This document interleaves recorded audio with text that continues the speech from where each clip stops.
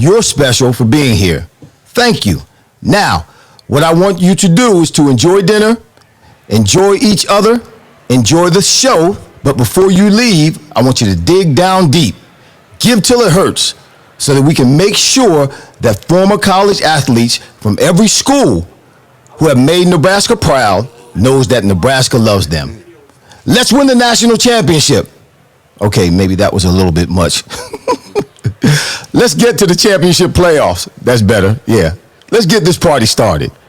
So, how did it happen? How did the Nebraska Greats Foundation ever come to be? Well, it was about a quiet football player who got sick.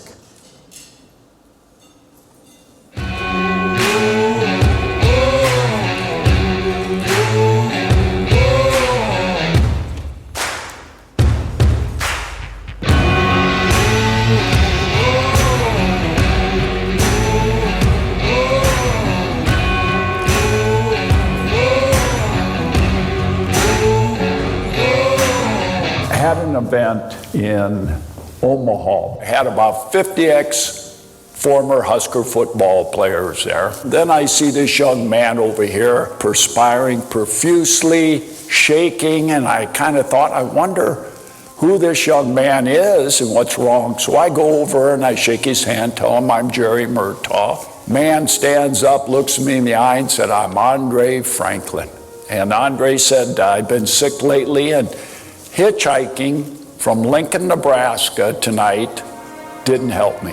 I don't know exactly where his mind was at that time, because walking to Omaha is probably about a 16-hour walk. Andre, why would you do that? And looked me straight in the eyes and said, because I gave my word to a Husker. Got him a ride home, but that's the problem. Had seen him for about 6 months and came down and he had put on all this weight. And we talked about him going into the hospital and he refused to do that. It was hard for Andre to complain. Sometimes I wish that he had been a little more vocal, because I never knew quite what was going on inside of him. The doctor said, you know, if you don't start taking better care of yourself, the next funeral they'll come to is yours. And 6 months later, he died. And when I heard that, I started thinking to myself, where was I? What this man did for me, and I knew he was sick. Why didn't I follow up with this? I have a daughter that's mentally challenged, and he would not hesitate to have her on his arm and take care of her. He was a good man. He was a good man. Andre was one of my best friends. His whole family was special.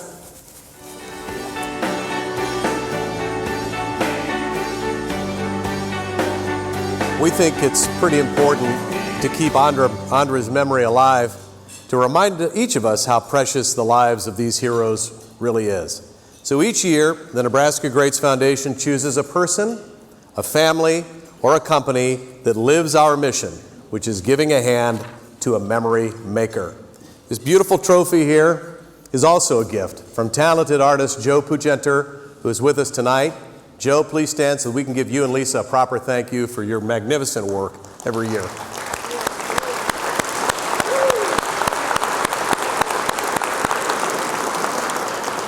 So, who joins our past winners? Bruce Weber, Kim and Tom Dinsdale, Mike Barron, and Jason McCants? Well, you're going to recognize him because his hand and the fingerprints of his wonderful family are all over anything really good that happens in this town.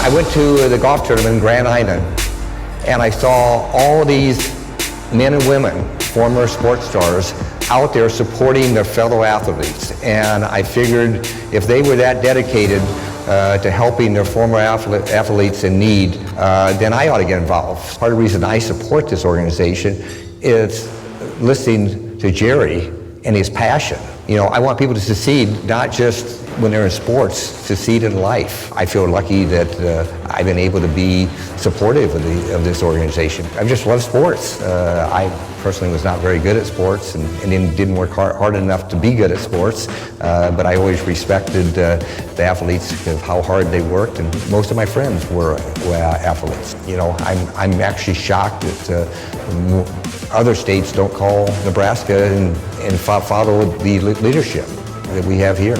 This organization helping former athletes is what we're all about, the Nebraska way. Nebraskans care. I look at it when I see the success stories that Nebraska Greats has had, it just verifies that what a great job the foundation is doing, but also it justifies that all the supporters, that they're part of a cause that's making a difference.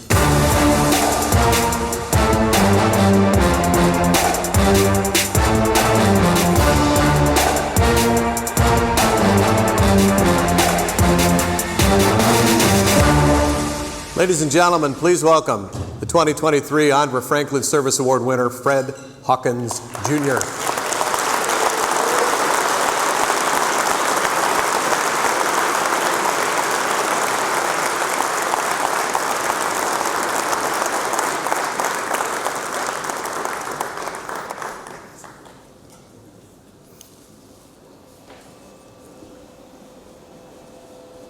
We didn't have a lighted stairway back there. Here you go, partner. Okay. Because I didn't realize I had to say anything. It's not my strength.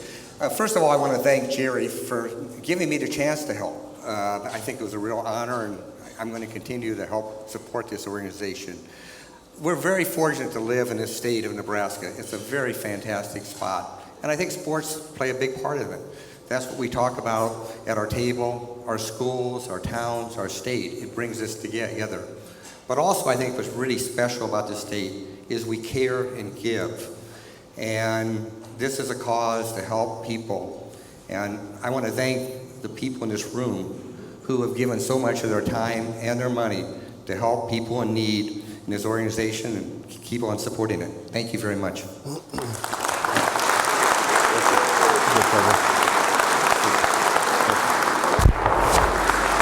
Thanks, Freddie.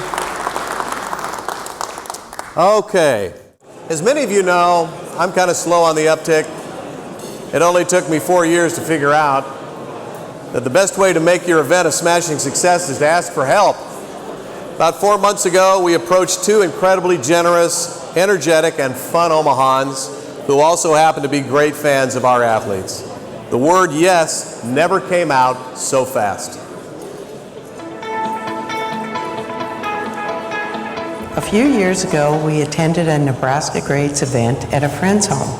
We had heard of Nebraska Greats, but really were not exactly aware of what the organization did and who they served. We left that party and said, wow, this group really does some great things for former athletes. It was then Harry and I decided Nebraska Greats was an organization we'd like to become more involved. From that perspective, we also discussed the need to spread the word about Nebraska Greats and all the wonderful things they accomplish for individuals and how their lives can be changed.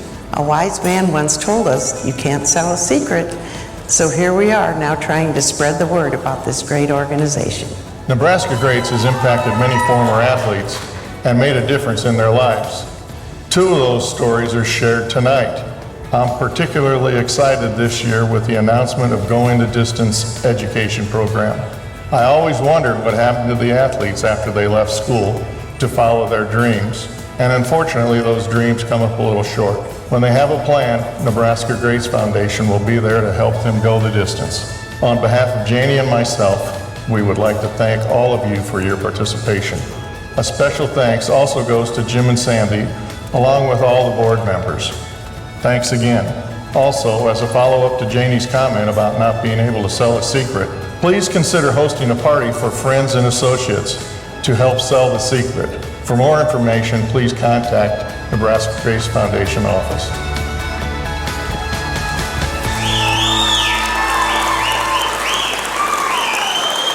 Ladies and gentlemen, please welcome our 2023 Celebrity Sports Night co-chairs, Harry and Janie Hoke.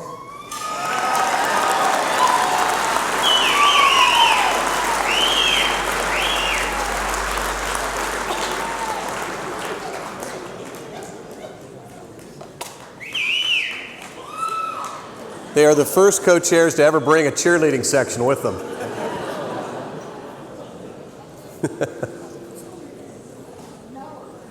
I told you you'd look good on that video.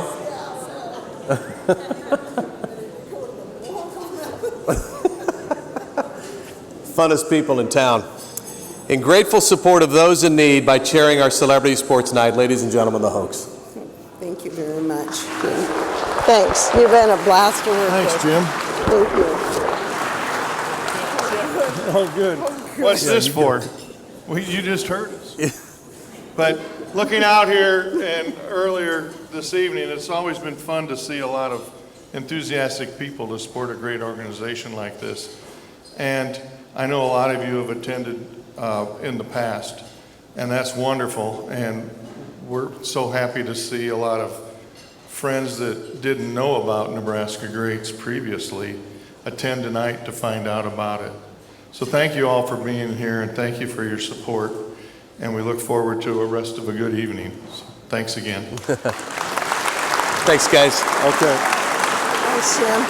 Well, thank God I didn't have to talk.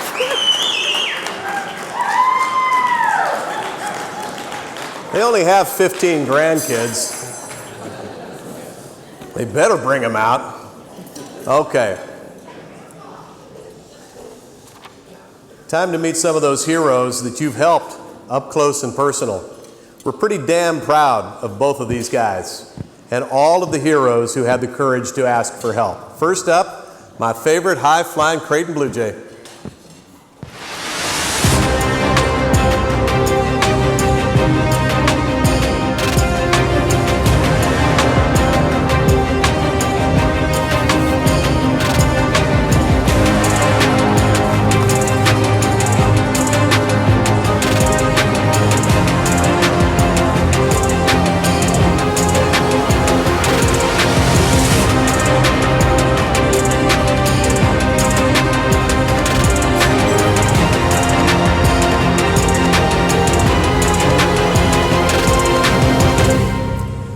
Ladies and gentlemen, please welcome Josh Jones.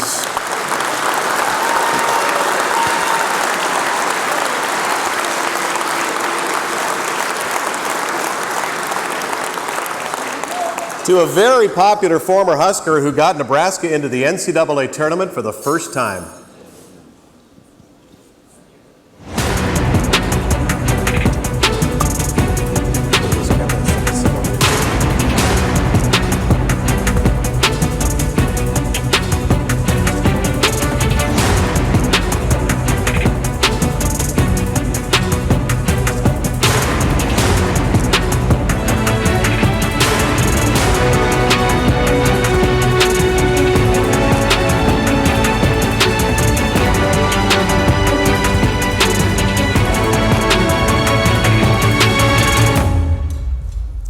Ladies and gentlemen, please welcome Bernard Day.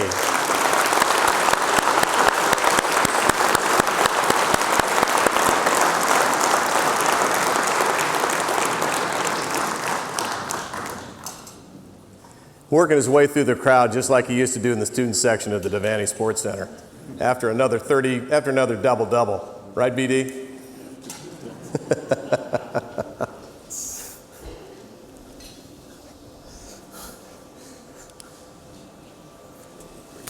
Coming, brother. It's pretty good basketball material right here. Yeah, not bad. Not bad. This thing going?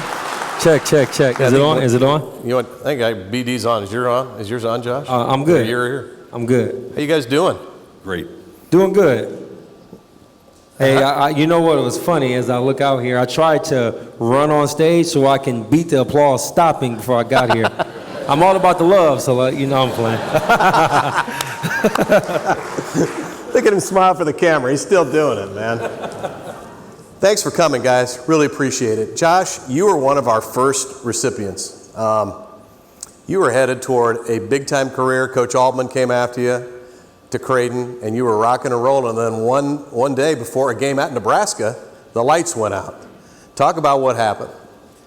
All right, well, for me, before I can even talk about that, it kind of comes before that. It started in 2007. I was a senior. Going into my senior at Omaha Central High School, I had bacterial endocarditis. And so from there, the germ went through my bloodstream somehow, attacked my aortic valve, and I had to have emergency open heart surgery in high school. It was a miracle from there, and I got to kind of say this before I even elaborate on that. Wherever Coach Altman is, right here in front of me, like, you guys don't even know this. This is something that only a few people know, especially the Creighton family. But in 2007, playing at Central High School, I was a senior there. I was excited. I didn't know about AAU basketball and all that. I was just a local kid from North Omaha looking for an opportunity. I had all these different schools recruiting me, including Creighton, and then I got sick, right? In the hospital, right out of open heart surgery and recovery, my mom's sitting on my left, and in comes Coach Altman. And at this point, I'm not thinking about basketball, I'm thinking about life. And Coach Altman, I can say this now, NIL is going on. He gave my mom $100.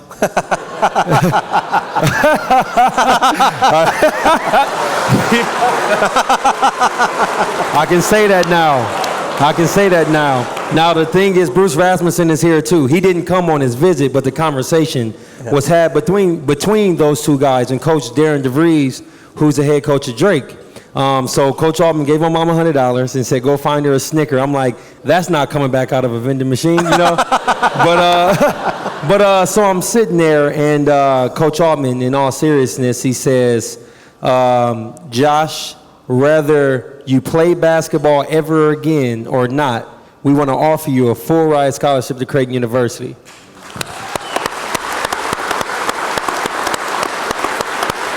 And I tell you guys that story because I'm honored. I mean, to see the Two Brothers Creative video and just to be here and be a recipient today, I feel like Coach Altman is like an honorary Nebraska Greats Foundation member, because if it wasn't for he, I wouldn't even be on this stage talking to you today. So one more time, please, for Coach Dana Altman, please. And Bruce Rasmussen. So anyway, it's 2012. It's an in-state rivalry, Creighton versus Nebraska. I joke about this with Coach Altman too. I'm a J-sker. Let me get that out the way. Johnny the Jet is a legend, and Eric Crouch, some of my favorite guys. But anyway, so it's 2012, and we're playing at Nebraska, and it's my last in-state rivalry, and I'm in the warm-up lines, and I thought I was just hype. It's my last game, senior year, my 8th game into the season. I start feeling shortness of breath. And I take a jump shot, and I shoot a layup in the warm-up line, and next thing I know, I woke up on the floor. And apparently I had passed out, and I had atrial flutter, and from there, my basketball career was over. From that point on, you know, I'm the patriot. I was a patriot of my family. My father had passed away, and I did not know what I was going to do. I later on graduated, and I did not know how I was going to cover my doctor bills at all. And Calvin Jones, another Omaha Central guy, sought out to Jerry Murtaugh, and I got connected with the Nebraska Greats Foundation. So that's kind of how I got involved. Open heart surgery. Yeah.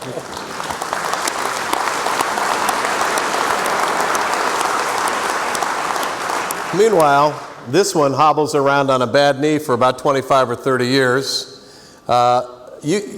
You were really a very, very underrated basketball player on Nebraska's first NCAA tournament team in 1985-86. And played in France, had a really good career in France, came back to the States, and the knee just wasn't getting any better. and it was keeping you from doing stuff. And finally, we got Bernard to pick up the phone, and we got Bernard a little bit of help on your knee. But talk a little bit about the Nebraska Greats Foundation experience for you, BD. Well, the first time I heard about it was through a day dog Enduro, because I saw him in church, and we went to church together. And he told me about it. And this was probably about, I say about 10 or 15 years after I was done playing. I played in Holland for 3 years, I played in France for a year, and I played in Israel for 3 years. So I got to travel and I enjoyed it. But then after that, 95 was my last year, and I had 2 boys, and everything I did was for them. I didn't care about myself, so I just took care of them and made sure they were taken care of.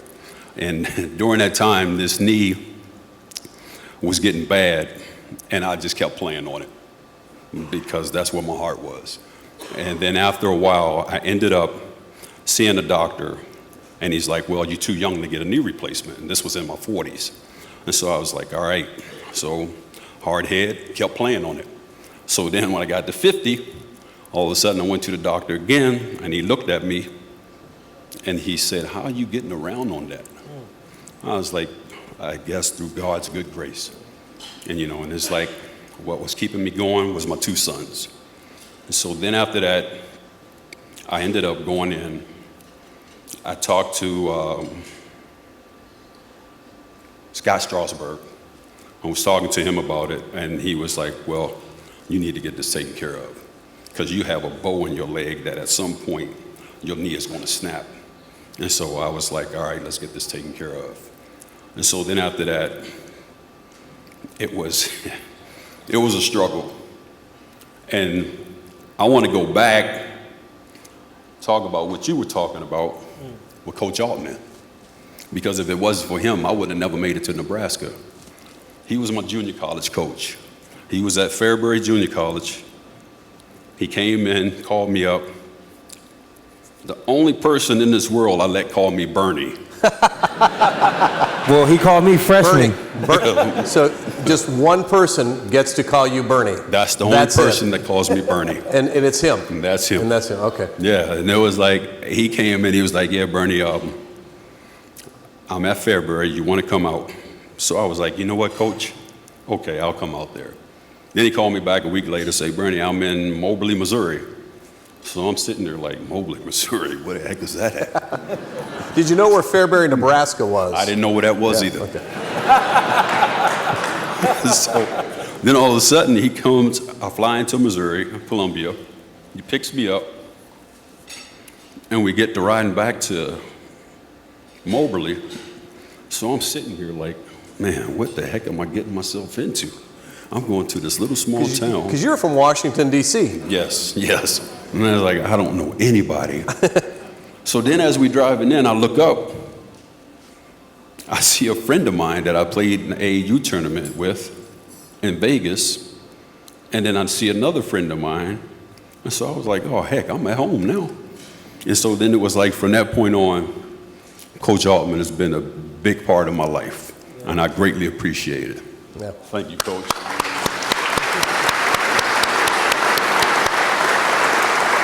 So, but you never get the knee fixed, and it just keeps getting worse and worse and worse. And you mentioned Ade Degundaro, who's a former Nebraska basketball standout like Bernard, who also is a recipient of the Nebraska Greats Foundation, and we're so thrilled with Ade. He's doing great.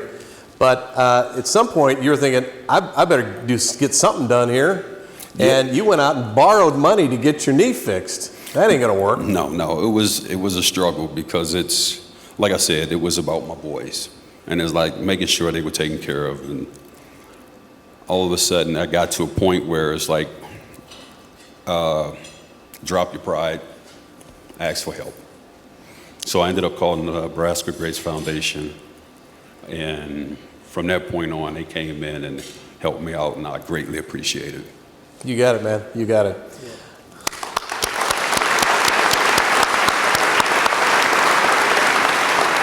One of the biggest challenges we have is you guys don't want to ask for help. And it's worse with our female athletes. I mean, when you call them up and say, hey, we're here to help, they hang up on you, okay? What do you say to an athlete who's right there where you were, Bernard and Josh, and say, what do you say to him? And say, look, drop the pride, man. We're all in this together. Your teammates are just ready to help you like you did on the floor. Yeah, I mean, that's what you tell them. It's like, you know, at some point in your life, you just got to ask for help, even if you don't want to. And, you know, and it's like you go out and you have this stubbornness about you, and you think you can do it by yourself, but sometimes you just have to break down and just ask for help. Josh, what would you say? Because there are some Creighton Bluejays out there that are going to need some help or that do need help, and they just don't want to ask for help. Yeah, for me, I think I would just kind of talk about the family aspect, because mine was the pride part was more so about the pride of my family. You know, for me, like I said, I you know, was the sole provider of my family. My father passed. My mom, you know, she was kind of, I don't know if you want to say, I don't want to use the word depressed, but she was broken heart, you know, from her husband passing away. But I think it's all about relationships. I think about Jerry Murtaugh and how welcome he was to me. And essentially, he made me feel like I am your family. So I think that the approach about getting those who really need the help to get involved is having them get the relatability from those who have already been involved and allowing them to feel like family. You don't really want to call and say, hey, you need some help with your surgeries. You kind of want to love them for who they were as an athlete. Like, I think for me, I think the most impressive thing was, I mean, my career was over abruptly, and the way that Jerry Murtaugh talked about Josh Jones, it made me feel like he watched my whole career and he loved me, but not what I did. Like, sports didn't really build my character, it revealed it. And he just spoke to the person that he felt like I was, and it made me comfortable enough to like allow the help that I sincerely needed. So it's all about making them feel like family. Well, you guys are great. You're great ambassadors for us. Keep spreading the word. We're going to keep helping guys just like you. Bernard Day and Josh Jones. Hey, can I tell a story real quick? Why I got this floor, I just want to tell this story about Coach Altman. Oh, here we go. And then I'm going to get off. I promise you, it's going to be real quick. So if you ever played for Coach Altman, and maybe is this all the way back to you, he got this phrase. It's called bend your knees and lower your base. That means get down in a defensive stance and play defense, right? So I'm an offensive guy. If you ask Coach Altman, you can ask Coach Mack, you can ask Coach Barnes, anybody who knows me. I never ever there was never a shot that I didn't want to take, right? So I'm coming from Omaha Central, you know, just won my third state title, miraculously. The grace of God allowed me to come back and win. And I'm walking into Creighton, I'm looking at Josh Tosler here, and he was the two-time state champion. And I'm walking in thinking I'm the big man on campus, and I'm like, yeah, man, like, yeah, I'm a legend, you know, just pumping myself up and stuff like that. And so we're getting ready for our tour day practices, and Coach Altman keeps saying this phrase, bend your knees and lower your base. I'm like, man, what the hell is he talking about? I promise you, I did not know what he was talking about. So we have a white and blue scrimmage. You're going to laugh at this, watch. So we have a white and blue scrimmage, and I'm on, this is the moment I found out I was redshirting. So check this out. So we're doing a white and blue scrimmage, and Coach Altman, you know, he comes up to me, freshman, get in there. And I get in there, I'm playing as hard as I can, and I'm in there for like 3 trips, down, back, and down. And he blows a whistle and stops, and he comes up to me, and he says, freshman, get over here. He said, bend your knees and lower your base. I said, Coach, I didn't hold my follow through. I thought I was bending my knees and lowering my base. I thought he was talking about when you shoot the ball, bend your knees and lower your base. Moral of the story, I redshirted.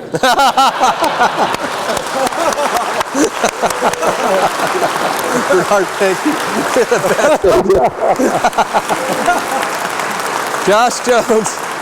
Josh Jones and Bernard Day, everybody.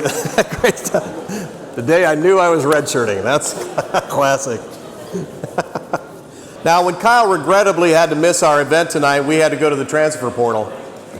Now, until you go shopping in there, you have no idea how much talent is walking around in the transfer portal. So we went to the high rent district right away and outdueled Final Four teams to get this guy.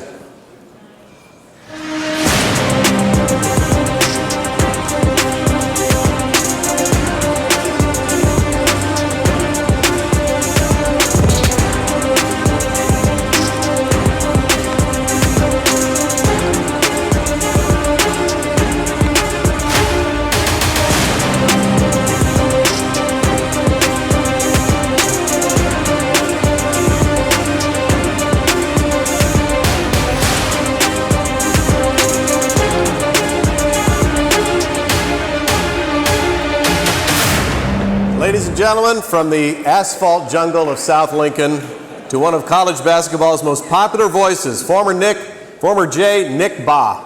Come on up, Barter.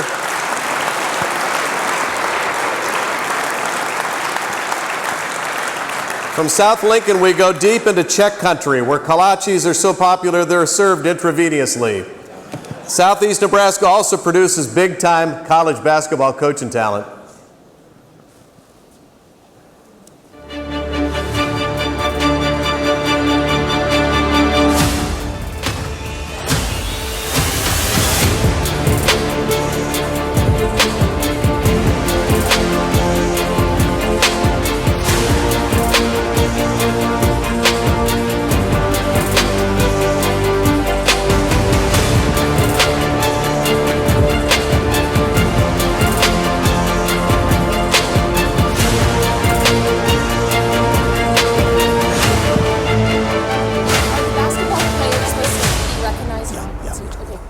Ladies and gentlemen, please welcome to the stage future Hall of Fame coach Dana Altman.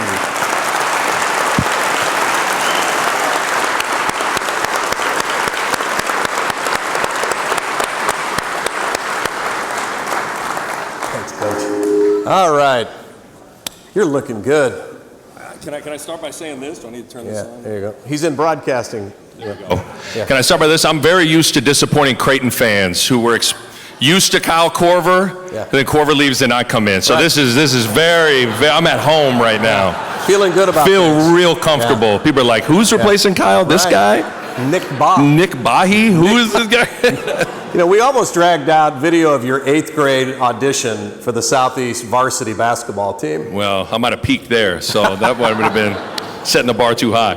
Did you think this was a "this is your life" deal after that Josh Jones stuff? You must have thought this was what is this, a wake? First of all, is this on? Yeah. He only does an interview about every 15 minutes. Yeah. First of all, we did drop down a lot from Kyle to you. Let's make that really clear. So, I know. No, Josh was quite a character the years he played for us, and imagine being a 24-year-old junior college coach when I got Bernard. That's how far we go back together. I've known Bernard for 40 years. So I'd have never got started without guys like Bernard. And he got Mitch Richmond.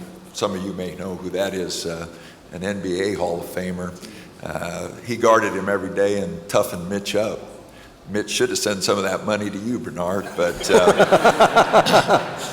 but no, those are two really special guys, and you know, it just shows what this organization has done to help young men out like that. Josh with a serious heart problem, and Bernard hobbled around. He worked my camps every summer. He'd bring his boys down, and he'd hobble around camp. I thought he was just trying to get out of work, but those two guys are really special. How did you get them to Moberly, Missouri? You know, I recruited DC a lot back then. There was a guy, Mr. Bates, who was a librarian in Washington, D.C., and I had met him when I was a player and played for Gary Bargan, Huskers. He was an assistant in Nebraska for a long time, but I met Mr. Bates, and he used to help young people out of D.C. that, you know, maybe didn't get their grades or had some economic problems, and getting them to junior colleges. And so Mr. Bates helped me out with a lot of guys from D.C. So I used to make a lot of trips back to D.C. You can imagine Wilbur, Nebraska, going out to D.C. And I'd go in and I'd have my little blue blazer on, my little yellow tie, and I'd walk into the projects and they'd be chasing me out. So I learned really quick to tell them I was a basketball coach. I'm here to see some guys. And they were chasing me out of some neighborhoods, though. All right, so you started at KU. Yeah. You said, look, I'm a legend. And Allen Fieldhouse, get ready. Yeah. You're about to see Nick Bahe. Yeah, I don't know about that. But yeah, I started at Kansas. I was recruited by Roy Williams. And right when Roy was heading to North Carolina was when I was heading to Kansas. So in came Bill Self, who had never watched me play, recruited me, anything like that. And I gave it a try there, and I loved it. I loved Bill Self. I loved playing for Kansas. But there were a lot of games where I never took off my warm-up top. And so there hit a point where, and again, we talk about the transfer portal. Transferring was a little bit, I don't know, taboo's the right word, but it wasn't as in vogue. I'm told I had to sit out when I transferred. That's how it used to be. And when I decided to make the move, I'm like, okay, here comes Mario Chalmers is coming in to Kansas. Here comes Brandon Rush. I'm confident, but I'm not stupid. And I was just hungry to play. There hit a point, I remember sitting in my dorm and going, okay, if my career ends and I never really play meaningful minutes, could I live with that? And you can't lie to yourself, and I couldn't. And so thankfully this guy gave me an opportunity. And so Coach Self reached out to Coach Altman. I also had my Uncle Chip, who was Coach Jimmy Moats, reached out to Coach Altman, and luckily there was an opportunity. And I remember saying this my senior night to him. I came to Omaha just looking for a chance to play. And Coach Altman gave me that chance, and it has forever changed the trajectory of my life. I always tell people nobody's benefited from playing Creighton basketball more than I have. And especially with having aspirations of being TV, being a broadcaster, all those sorts of things. Creighton's eventual move to the Big East brings in Fox Sports 1, opens a door for me to be able to do nationally televised games. And I think Coach would tell you I probably talk about basketball better than I play basketball. So, yeah, did you see that when you recruited him? It says this guy definitely will be a vocal leader on our team. We couldn't shut him up. Yeah. I'm not sure I always agreed with what he had to say, but no, I've had an opportunity to catch a lot of the games. Whenever I can, I turn the Bluejays on, and I've had an opportunity to listen to him, and he definitely does a better job commentating than he did playing. So he's definitely better there. So. But I can't talk. I was an awful player. I told the group at lunch today, I walked on at a junior college. You know how bad you have to be to walk on at a junior college? And, I would never have to use this service because you don't get hurt sitting on the bench all the time. No, I enjoyed coaching Nick. Brings up a story, though. We played in the NCAA tournament his senior year. And uh-oh, you see the look on his face? We were in New Orleans, and I usually don't do this, but it was the last game. We got beaten overtime, and I was upset. And so I told the guys, I said, you guys can go out, but I want everybody back by midnight, and I want you to go in groups. We're in New Orleans. I want you to go in groups. Don't anybody go by themselves. Go in groups, but everybody's back in the hotel by midnight. So Coach Gordy knocks on my door about 1 o'clock and said, a few of the guys aren't back yet. Well, that's not a good way after a loss to let old coach go. So I said, well, make sure you find them, get them back in the room, and I'll deal with it in the morning. So we're getting on the bus the next morning, and Nick was one of the guys that wasn't there. In New Orleans. Yeah, in New Orleans. And so I'm mad. I am upset that we lost. I'm upset that these guys broke the training. And I grab him, and I'm yelling at him. And about this time, a freshman, Isaac, comes around the corner, and Isaac was with him. And I said, Isaac, dang it, where were you? And he goes, Coach, you said not to come back by myself, and I had to wait for Nick.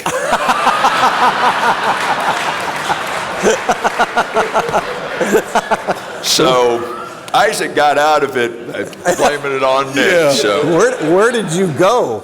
Where didn't we go is the better way to put it. Yeah, that was not good. I think that was the maddest you ever were at me. It probably was. When I vividly, you stopped me outside the bus, almost pinned me against the bus, and you were not happy with me. And that's a good excuse Isaac came up with. I should have thought of that one. He was a better liar than you. Yeah, he was. Talk about recruiting Corver. Oh, Kyle. We lucked into some guys at Creighton. And I saw a bunch of them tonight. Guys that just were overachievers, hard-nosed, worked their tails off. But Kyle's recruiting, we had a saying when we first got to Creighton, who do we have to beat on this guy? And we had to beat the University of Nobody. Nobody was recruiting Kyle. And I went in on a home visit in October and met with them and talked to him a little bit, got him to come in on a campus visit. It was the last campus visit that Doc Bevilacqua, for those of you who are Creighton people, Doc was great team doctor for 30, 40 years at Creighton, but he would always give him a tour of Omaha. And so anyway, that was his last visit with the player. Kyle, his parents, who were both ministers, are sitting in my office, and I offer him a scholarship. And they are smiling, they're looking at each other, and Len Gordy and Coach Grinsing get him up and take him out to take a campus visit, and Mr. Corver goes over and shuts the door, comes back and sits down, and he looks at me and goes, "Coach, are you sure he's good enough? Nobody else wants him." And I said, "Well, believe me, Kevin, I'm not that nice of a guy. If I didn't think he could play, he wouldn't be getting a scholarship here." And just an unbelievable 4-year career, 4 NCAA tournaments. He was the freshman of the year, 2-time player of the year, his junior and senior year, 17-year NBA career. I wish he would have been here tonight. No offense, Nick, but none taken. None taken. Because you talk about someone that was dedicated and all the right things. He's going to have a wonderful career as an executive for the Atlanta Hawks, just because he's bright, he's articulate, he communicates well, and he's all about the right stuff. And so, 17-year career, which nobody thought. I mean, he was 56th pick in the draft, the second round, and he went to the Philadelphia Sixers, and they called me 3 times. Randy Ayers was the coach, tell me, "God, we love this kid, but we're going to cut him." And each time somebody got hurt, and he hung on. And all of a sudden it's opening day and he's on the roster. And Allen Iverson, you would think would be someone that Allen got him on the team and kept him on the team, because Allen loved to take the paint and drive, and Philly didn't have any shooters. And Kyle would stand in that corner and he'd kick it to Kyle, and Kyle would hit it, or they'd be scared to come off of Kyle, so Allen Iverson could get to the rim. So the guy that got Kyle into the league was Allen Iverson. And to this day, you say anything negative about Allen, Kyle might punch you, because he got him started. And that's, you need your foot in the door. So many guys are that close. They just need their foot in the door, and Allen helped Kyle get his in. And then once Kyle was in, that was 17 years of dedication. Man, you wouldn't believe what he did every summer to keep himself in the league and become one of the most prolific shooters in NBA history. What was the Creighton brand for you out of high school? Lincoln guy, yeah. Big 12 conference. I mean, they were in a better place than when Dana took over. But what was the Creighton brand for you, in your opinion? If somebody came to you and said, "Nick Bahe, Creighton," what would you say when you were in high school? Well, I think they had a specific brand because of Coach Altman, and he was very intentional, I think, about the kind of player that fit Creighton. And when you do that, I think that's something that, especially when it's an exciting brand, that's something the fan base could get excited about. I mean, Coach Altman, really, when he first started, it was you call it green press. It was full court press, flying around. Kyle was on the top of the press, or they'd go on the 3/4 court press. Rodney Buford's on top of it. They played an exciting brand of basketball that, from a player standpoint, everybody wants to go play fast. They want to get out and they want to pressure, and I think he kind of started, and really Kyle took off with it, but there were great shooters as well. Ryan Sears, different guys that could shoot the ball, that really developed an identity of three-point shooting. And so there was just a handful of things, fun style, three-point shooting. I remember coming on a visit and going to the Civic Auditorium. Omaha really always supported Creighton, I think because of Coach Altman. I remember one time I think we were walking out of Jerry Ryan Clothing and Sportswear. We were walking out and there was a Creighton flag on like a First National Bank there on 76 and Cass, and Coach stopped us. He was like, "Look at that, fellas." And you could see the pride in just getting a flag up in Omaha. And that's kind of who he is. Like, he builds it like brick by brick, you know, like he's a grinder. And so he identifies with grinders, and Omaha, I think, felt that. And so for me, it was, you know, when I came on the visit and then saw the Quest Center, I was just blown away.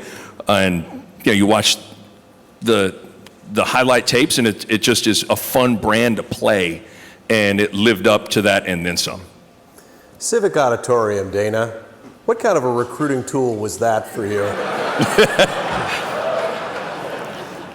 For those of you who are too young to remember, so, you know, it's hard to believe it was 29 years ago that Reva and I made the move to Omaha. And, but it was, those of you who know Creighton basketball now, it was much different.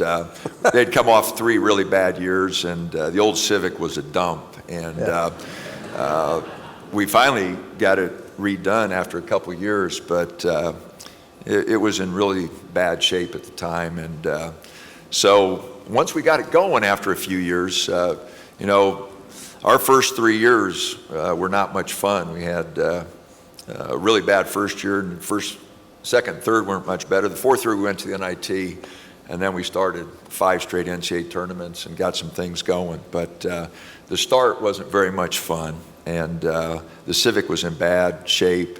But fortunately, we got it redone and got some momentum, and that was, you know, 4 years in a row we'd go to the NCAA tournament, and that's when they opened up the Quest Center, and so we moved over there. And since Quest Center has been, I still refer to it as that, the arena has been there. That's, you know, 20 years of top 15 attendance for Creighton.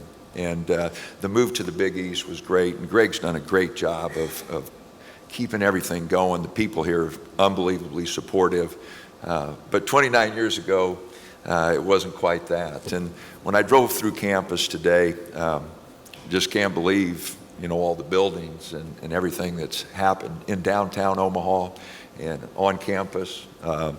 A lot of that goes to my boss, Bruce Rasmussen, most unbelievable AD in the country.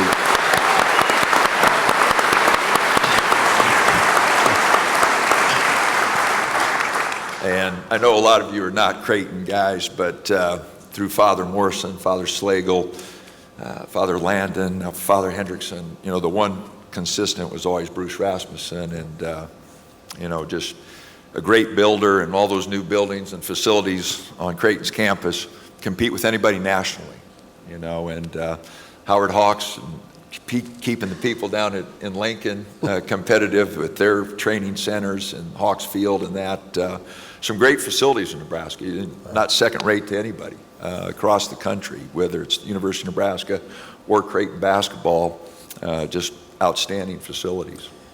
So you weren't available. You were the head coach of Kansas State at the time, and the phone rings, and it's Bruce Rasmussen, who really wasn't even the athletic director at Creighton at the time. Talk about how Ras got you here.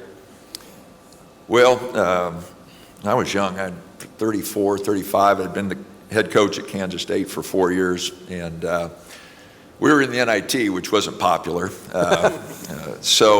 But anyway, Ras called and asked if I was interested, and it was before our first game against Mississippi State in the NIT, and I said, nah, I got to get this thing going. We had gone to the NCAA tournament the year before, and this year was an NIT year, and he asked if I was interested, and I said no, and then we played Mississippi State the next night, and nobody showed up. You know, we played a game, we beat Mississippi State by 20, and not many fans showed up, and I started thinking about it, and Ras must have known that because he called back and said, are you sure you don't want to just talk about it? And so we met in Wilbur at my folks' house, and you know, he said, I'm almost the AD now, and So you can almost maybe be the coach. And, but we talked about it, and we shared, our ideas for what Creighton could be. At the time, St. Louis U really had it going. And Charlie Spoonhour was there, one of the all-time greats. And we sat there and we had this vision that, Creighton basketball could be the toast of Omaha. And we talked about it. And then he told me what the budget was. And I said, well, that's probably not going to do it. And but we talked about it. And I just said, if you can do a few things, I'd really be interested. But, I want my assistants to make the same thing. And we got to be able to compete with Illinois State and Bradley, who were at the top of the valley at the time. And he said, well, give me a few days to get this all worked out and see if I can. And I drove back from Wilbur to Manhattan that night, 2-hour drive, and walked in the door, and the phone was ringing, and it was Ras saying, hey, we got everything. If you'll do it, everything's put together. And I think he lied, because I don't think he talked to anybody. But he convinced me, and so then we won another game. We beat Gonzaga the next night, and then we beat Fresno the next night. So now we're in New York playing in the Final Four of the NIT, and but we got beat. And I came back on April Fool's Day and took the job, and never regretted the decision. Sometimes you look back and you're like, did I make the right decision? But Ras made me feel comfortable right away, and we had a lot of obstacles to overcome early, but fortunately we worked through those and got something going. And like I said, what it is today, the move to the Big East was huge, and Creighton fans were a big part of that move. That move never happens unless they're putting 15,000 at the time in the gym every night. And the Big East recognized that fan base. They recognized what Omaha could mean to the conference, and that's why they came this far west to get the team. And so the fans were the biggest part of Creighton's move to the Big East, which obviously puts them in a different stage. Now, you'd worked for junior colleges, you'd worked for major universities, Kansas State, Marshall, and then you come to a small private Catholic school run by men of the cloth who may not be as big a basketball fans as you might find, say, in the Big 12 Conference. Talk about the early experiences you and Ras had convincing the upper echelon of management at Creighton University that sports is the way to go. Well, everybody has their obstacles, but we had Father Morrison, but Father Morrison loved basketball, regardless of what he said. He wanted all the academic people on campus to think that he hated, athletics. But in his office, he would sit there with scotch and he'd be shaking it. And he was from Wisconsin, outside of Green Bay, and he's, now, Coach, we can get Marquette, right? And we got to get this thing going. And one thing that I loved about Father Morrison, we were flying back. Our first NCAA tournament that we went to, that our teams went to in '99, we played in Orlando. And we played Louisville in the first round, Denny Crum, and we upset them. And then we got beat in a real close game against Maryland in the second round. And we're flying back on the charter, and Father's sitting across the aisle, and he looks at me and he goes, Coach, as long as you stay, or as long as I stay here at Creighton, you got to be our coach. And it meant the world to me, just Father Morrison, who acted like he didn't like athletics, and he was a great guy. Father Slagle was great. We had Father Hart, who was our team chaplain, and Father Shanahan. And the guys will tell you, there's a bunch of Creighton players here. Those guys were unbelievable. Father Hart, though, he always wore the Hawaiian shirt, for those of you who followed Creighton. So we're at Illinois State, and we're getting our asses kicked. And we're at halftime, and their locker room's in an L.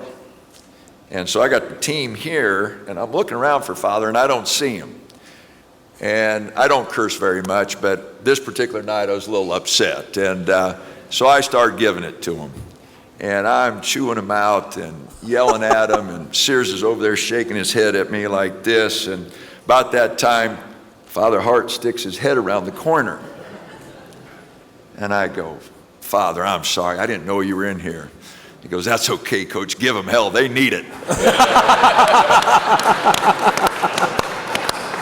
So, but some great guys that meant a lot to the players, and, just a great group of guys. All right. He just gave all of us, the New Orleans story. So we got to have a Dana Altman story from Nick Bahe. There's a bunch. Tough to narrow it down. You got to give us the best. When I was driving up, I was thinking about Coach Altman had a weird obsession with what we ate. One of his sayings was like, fellas, don't go eat yourself out of a ball game now. And so, he'd hover over your plate, geez, Ma, we got a game in 8 hours. It's like, okay. And we're on the road, I think we're at Missouri State, we go to Wendy's. And he says, all right, fellas, here's $5, get a sandwich, no nuggets, no none of that.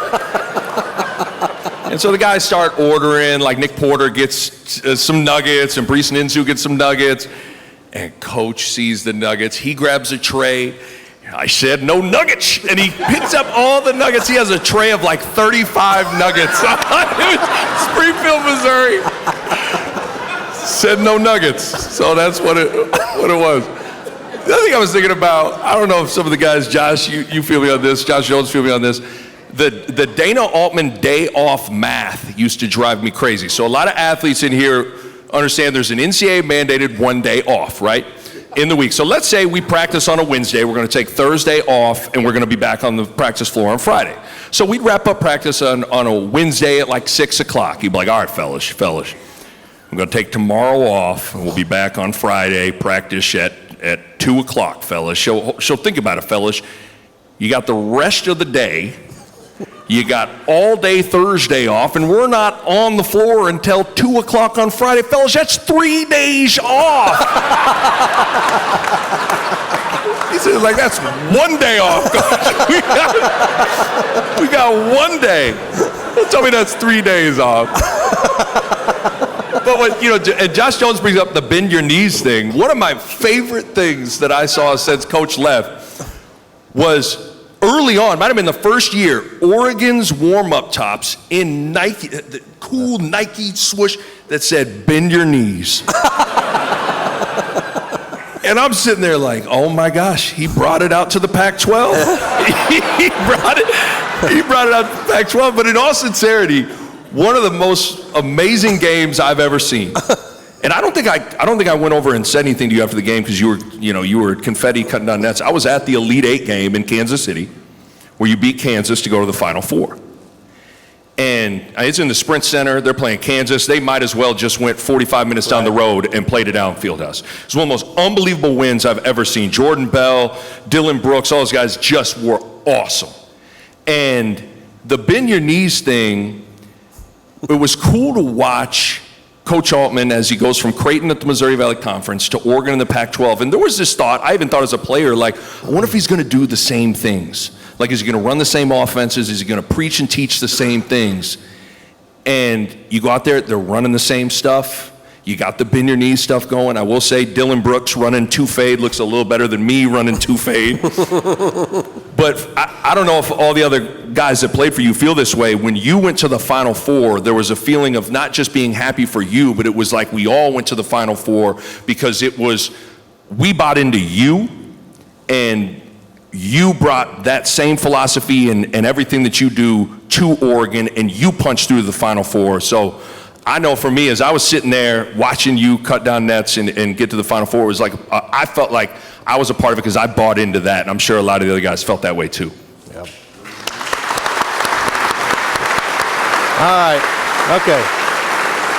One more. Your immediate gut reaction on the foul in the Elite Eight. What was your first immediate emotional reaction? Well, if you listen closely, because I'm on the radio call with John Bishop, if you listen close to me, there's like, John's like, and he goes up, Trammell goes up, and it's a foul. You hear, it's me. I threw my headset. Yeah. I had to get it off of, I had to get the mic away from me for a second to collect and gather myself. I didn't like the call, obviously. I am one of those guys that believes a little bit in situational officiating, and as players, you just want consistency.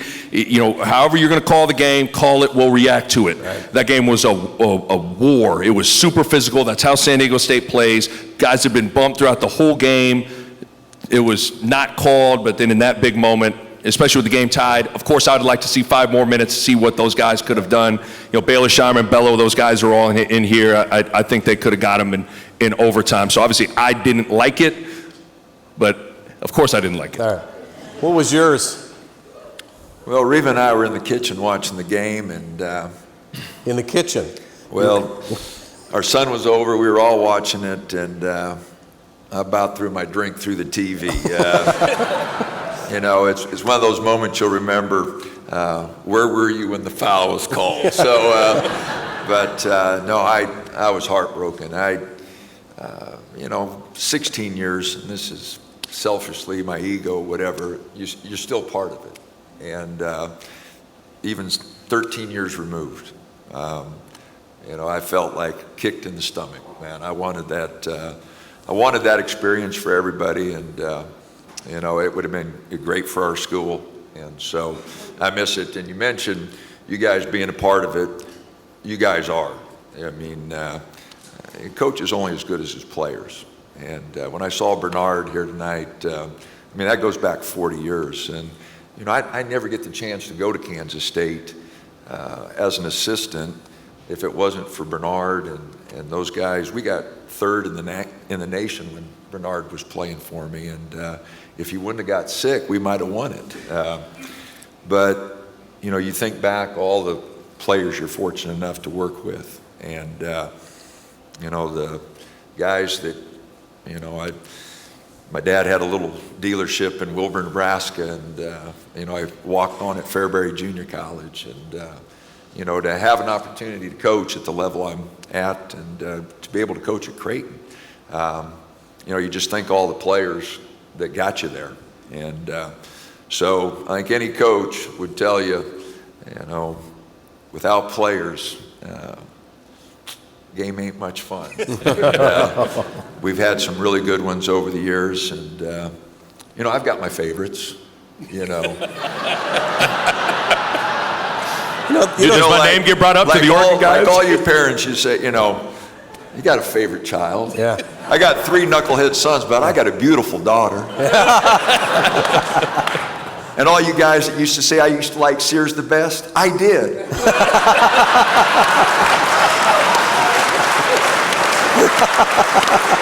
No. He's looking for favorable coverage when you do another Final Four, and he's got right. Yeah, that's it. You were always my favorite. Oh, I heard. I know I couldn't say it, but yeah. Fellas, you got to get like Sears, like Corver. How many line drills you see those guys lose, huh? Not many. Like, I got to where. It is true. I know. I'm sure it was. Kyle never missed a line drill. Where's Brody Darren? Brody, you missed one? You had to miss one. You missed one. There we got one. Yeah. Brody didn't like the 10s. No, the 10s were the favorites. 5 times down and back. You had to do it in less than a minute. Our court at Creighton, when they redid the old arena, or the old gym there, it was 5 feet long, okay? 94 feet, it was 99 feet. So they were running 10s. They couldn't figure out why it took them so damn long. So had a couple extra steps each time. But no, a lot of great memories, and what a great organization to help athletes.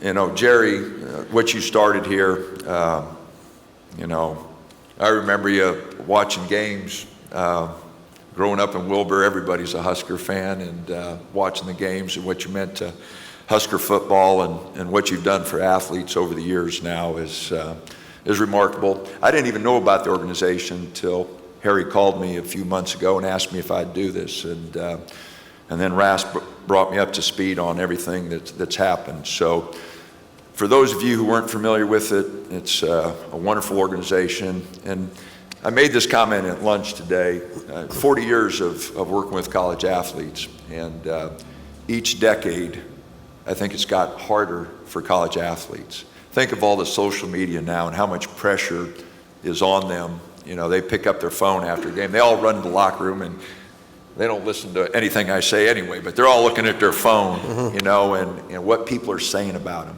And they're so hung up on what other people say and how many likes they have. And now that betting's got into it, you know, why'd you miss that free throw? You cost me a bunch of money. And so it's really a tough time to be a student athlete. And I think as the decades have gone by, it's become tougher. And so what you talked about, the alcohol, the drug addiction, and those things, the pressures student athletes are under, some of that does lead to that. And I've noticed a lot more over the 40 years of players that have had trouble. And in Oregon, everything's legal. You know, you walk down campus, everybody. You know, we were. The only thing that makes Oregonians mad is that we were second. Colorado beat us to the punch in legalizing it. So, but you know, on our campus, you know, that's a real problem, or I shouldn't say a problem, but a concern, just because it's so prevalent. So, when you think of the things that athletes are under these days, the pressures are greater. I truly believe that, and. So these programs are essential to the well-being of some players that go through some hardships. On that note, ladies and gentlemen, Nick Bahe, Dana Altman, thank you so much. Thanks, brother. Coach, thank you so much. It's wonderful.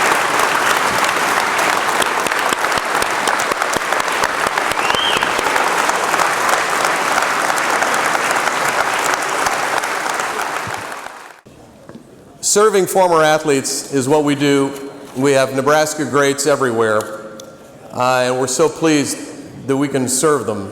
Some of them really kind of get to us, to be honest with you.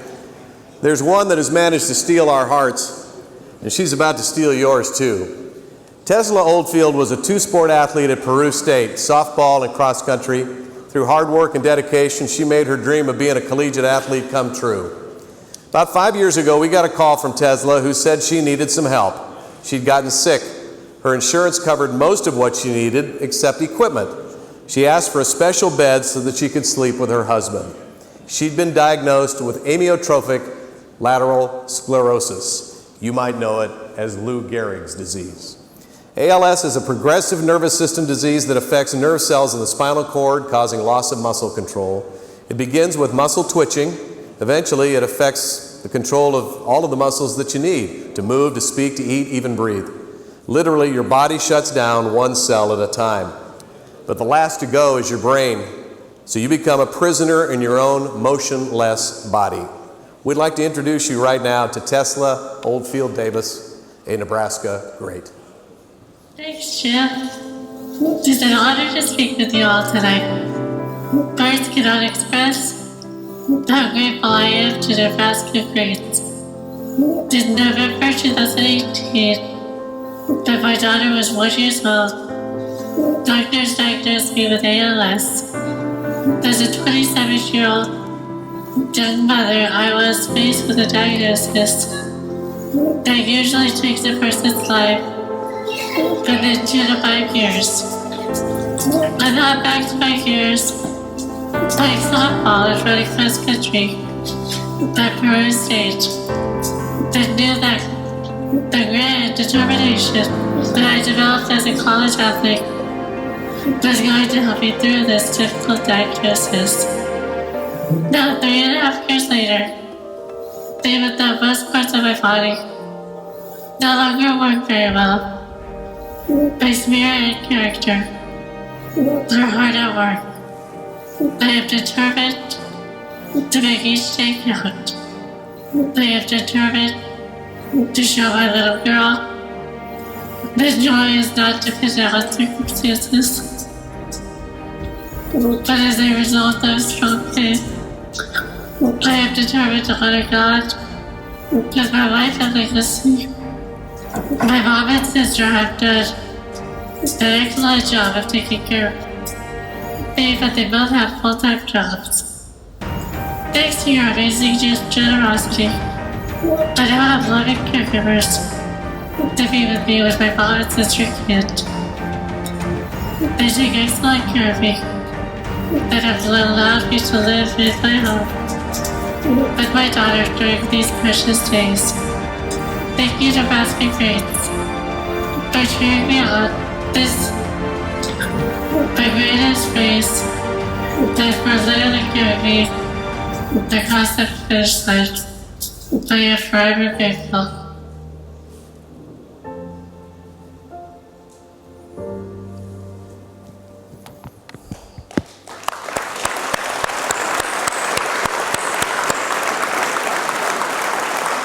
Thanks to all of you in this room tonight. Ladies and gentlemen, it's been a joy. It's been a pleasure. We truly appreciate not only the support, but the kind words and the gestures. And please be well so that we can all be back again next year. Good night, everyone.